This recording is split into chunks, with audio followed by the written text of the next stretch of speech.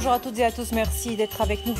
Fanny Moy reçoit aujourd'hui Nicolas Bouvier, auteur de plusieurs ouvrages consacrés à l'une des formes de violence à la fois les plus courantes et les plus tabous de l'école, le harcèlement scolaire. Alors que récemment encore, 2 enfants se sont donné la mort, nous verrons comment il est possible de détecter et d'empêcher ce phénomène. Le harcèlement scolaire, c'est l'une des formes de violence les plus courantes chez les jeunes, même si l'on commence tout juste à en prendre la mesure. Pourtant, les conséquences pour la victime sont bien réelles. Phobie scolaire, troubles physiques, dépression pouvant mener au suicide, Fanny Moy. Oui, Agnès, on a tous encore en tête la mort en France de Mathéo et Marion qui, à 13 ans, ont mis fin à leur jour à cause du harcèlement. Alors, de tels cas n'ont pas été recensés en Suisse, mais plusieurs études montrent que 6% des élèves sont victimes de harcèlement à l'école. À l'échelle d'une classe, c'est 1 à 2 jeunes qui deviennent les souffres-douleurs d'autres, dans l'indifférence souvent la plus générale. Alors, il est temps de prendre conscience que les mots peuvent tuer, mais qu'ils peuvent aussi sauver. Et c'est ce qu'on va voir avec vous, Nicolas Bouvier. Bonjour. Bonjour. Alors, vous n'avez pas de lien de parenté avec le célèbre Non. écrivain, mais vous aussi, vous écrivez. Vous êtes l'auteur de plusieurs romans qui abordent cette question du harcèlement scolaire. Ce sont des fictions, mais qui s'inspirent largement de votre vécu à vous. Oui, effectivement, j'ai vécu le harcèlement entre l'âge de 11 ans à 15 ans. Et c'était il y a une dizaine d'années, justement, j'ai vécu tous les types de harcèlement. Moral, physique, psychologique, par les insultes, les moqueries, les surnoms et aussi les claques, les gifles, toutes les violences qu'on peut trouver aujourd'hui à l'école. Et j'ai voulu m'inspirer de ce que j'avais vécu pour justement le retranscrire en littérature. Et aussi aider d'autres jeunes qui, malheureusement, souffrent de la loi du silence. Mais chez vous, ça a été aussi à penser au suicide ? Ça m'est arrivé, oui. Quand j'avais 13 ans, j'étais arrivé au paroxysme du harcèlement et j'ai pensé au suicide sans faire de tentative. Mais je vivais tellement dans quelque chose de sombre, finalement, que je me disais c'était la meilleure libération qui soit. Mais la libération, ça aurait pu simplement d'en parler. Pourquoi il y a une telle loi du silence ? Parce qu'il y a une forme de peur, quelque part. La peur fait faire des choses terribles. Et du coup, le silence, parfois, permet de sauvegarder ses parents, de ne pas les rendre inquiets. Et en même temps, il y a une chape de plomb au niveau des institutions. C'est-à-dire que parfois, des victimes en parlent.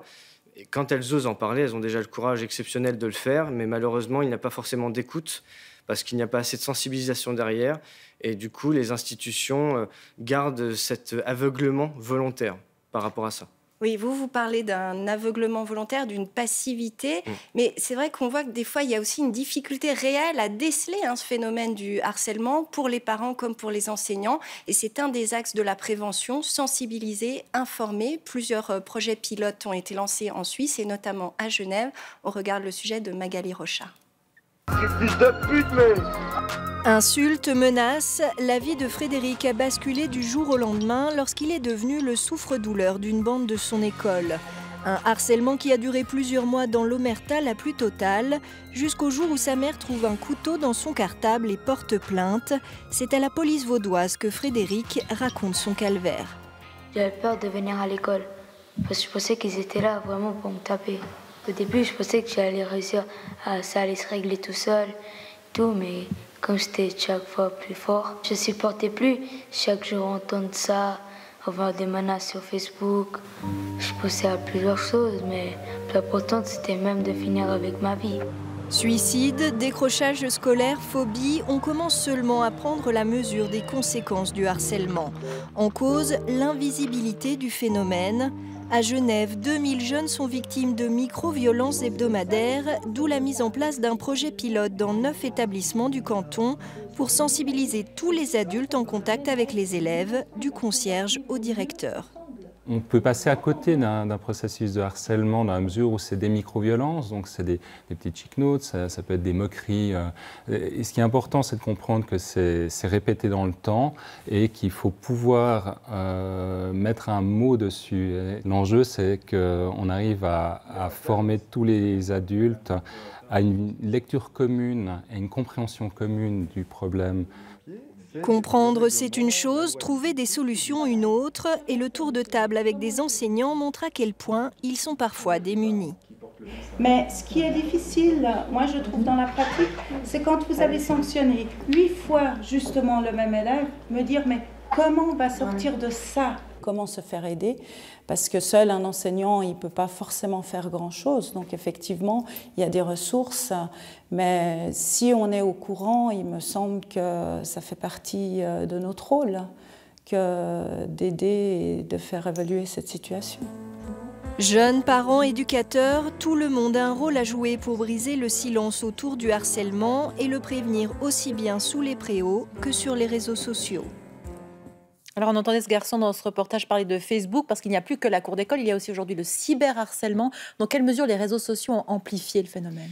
Le cyberharcèlement déjà existe depuis quelques temps, avec l'apparition de Facebook en 2004 par Mark Zuckerberg, et on s'est aperçu que justement, elle avait permis une vague de violence, une sorte de harcèlement souterrain, c'est-à-dire une violence pernicieuse, vicieuse et viciée. Et du coup, on se rend compte que cette violence-là est inaccessible pour les parents. Et ça dure 24 heures sur 24, 7 jours sur 7. Donc du coup, ce cyberharcèlement est en soi très problématique, puisqu'il y a un vide juridique en la matière pour l'instant. Et justement, si on se met à la place des parents, par exemple les vôtres, ils n'ont rien vu de vos années d'enfer. Comment on peut repérer? Est-ce qu'il y a quand même des signes? Vous, dans votre cas, à quoi on aurait pu voir que vous souffriez de harcèlement? Déjà, je faisais l'effort de masquer ma souffrance. Donc ça a été très dur pour moi et pour mes parents. Et puis j'ai attendu presque 4 ans pour en parler. Donc aujourd'hui, c'est vrai que beaucoup de jeunes le vivent. Ils font de la somatisation, ils sont en décrochage scolaire ou en échec scolaire. Donc ça peut être les symptômes de ce harcèlement. Et ensuite, ils se consacrent à des passions comme la littérature, les jeux vidéo, comme moi, ce fut le cas, et aussi la musique, le chant. Donc on voit beaucoup de jeunes qui sont en mal-être permanent et qui en viennent malheureusement au suicide, très jeunes, de plus en plus jeunes. Et justement, les signes premiers, c'est souvent le comportement de l'enfant et ses notes à l'école. Et cet isolement, parce que vous dites les jeux vidéo, c'est que vous restiez enfermé devant vos jeux vidéo au final. Oui, mais pendant parfois 12 heures d'affilée, j'étais vraiment dans mon univers, je me consacrais à rien d'autre et du coup, j'essayais justement de m'évader dans un monde imaginaire. Et c'est vrai qu'à l'école, justement, j'essayais par ma solitude et ma tristesse, ma détresse, d'alerter les professeurs, mais personne ne faisait rien. Donc, voilà. Alors, on ne fait rien, on commence tout juste, mais c'est vrai qu'il existe peu d'études en Suisse sur le sujet. Une des plus récentes a eu lieu en Valais sur 4000 élèves en 2012. On écoute Zoé Moody, une des chercheuses qui a participé à cette étude. Effectivement, il s'agit d'un problème de santé publique, étant donné que le harcèlement a sur la victime des conséquences qu'on peut qualifier d'ordre psychologique, à savoir un mal-être pour commencer, puis qui peut se transformer en une déprime, une forme de dépression même, et des conséquences physiologiques également, des troubles du métabolisme, qui vont parfois même jusqu'à un arrêt de croissance pour certains enfants. La Suisse se réveille tardivement peut-être, en ce sens que l'opinion publique prend conscience très récemment des conséquences graves que peuvent entraîner des faits de harcèlement entre pairs à l'école. Néanmoins, les chercheurs et le monde scolaire en tant que tel tentent depuis de nombreuses années de travailler autour des questions liées au climat scolaire. Il ne faut pas croire que la Suisse ne fait rien du tout autour de ces questions-là. Alors en effet, Nicolas Bouvy, on ne peut pas dire qu'on ne fait rien du tout, mais est-ce que c'est suffisant? Non, ce n'est pas suffisant, parce que rester au stade de la sensibilisation ne suffira pas. Il faut apporter des solutions concrètes et durables, évidemment. Et la sensibilisation, c'est bien, mais il faut aller à la deuxième étape, qui est les solutions. Et c'est quoi alors ces solutions concrètes? Ces solutions, elles sont de plusieurs ordres. On peut déjà créer une loi sur le harcèlement scolaire, puisqu'il y a un vide juridique déjà en la matière. Et par exemple, pour prendre le cas du cyberharcèlement, on s'aperçoit qu'il n'y a pas vraiment de sanctions prises en cas de cyberharcèlement. Après, il y a aussi le cas des clips de prévention, comme c'est le cas pour la sécurité routière, que ce soit sur le plan de la prévention et de la sanction. Et on s'aperçoit que ces clips-là, par exemple, sont très choquants par les images, par les slogans, et on peut peut-être l'appliquer au harcèlement scolaire avec des images qui font choc, comme ce fut le cas, par exemple, pour le clip de College Boy, le clip musical d'Indochine, il y a 2 ans, qui a même été censuré par le CSA, puisqu'il était considéré comme trop violent, qu'il faisait appel à la violence. Et finalement, on a compris que ce clip-là suscitait l'intérêt. Voilà. Donc c'est un clip qui a beaucoup marqué, qui est vraiment très bien fait par Xavier Dolan. Et j'espère que ce genre de clip de prévention pourra réduire le phénomène. Et vous pensez qu'il faut, il faut choquer, il faut là marquer un grand coup? Malheureusement, aujourd'hui, on est dans une époque où, en choquant, on fait réagir. Donc, avec la sécurité routière, on l'a vu. Ça a marché. Ça a marché, voilà. Donc, pourquoi pas avec le harcèlement scolaire, qui est quand même un phénomène très ancien, toujours très actuel, et de plus en plus violent, et qui commence avec de plus en plus jeune, quoi. Donc, voilà, ce clip serait un moyen, justement, à des heures précises de la journée, de mettre les choses sur la table et peut-être d'en faire parler. Juste un dernier mot, vous êtes quand même la preuve vivante qu'on peut s'en sortir. Quel message vous voulez donner à ceux qui vivent peut-être ça aujourd'hui? Alors j'aurais une phrase déjà qui serait on ne va pas à l'école pour mourir, mais pour s'instruire, puisque c'est la base de l'école. Je me suis inspiré, moi, de ce que j'avais pu vivre, de cette expérience douloureuse. Je l'ai puisé pour en faire des livres et pour prendre ma revanche sur la vie. Et j'encourage tous les jeunes victimes à le faire de même.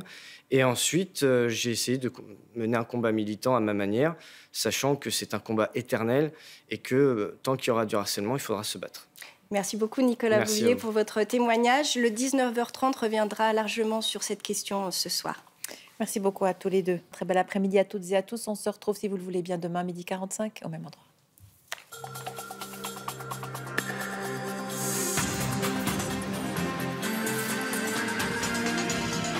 Suivez l'information en continu sur RTS Info.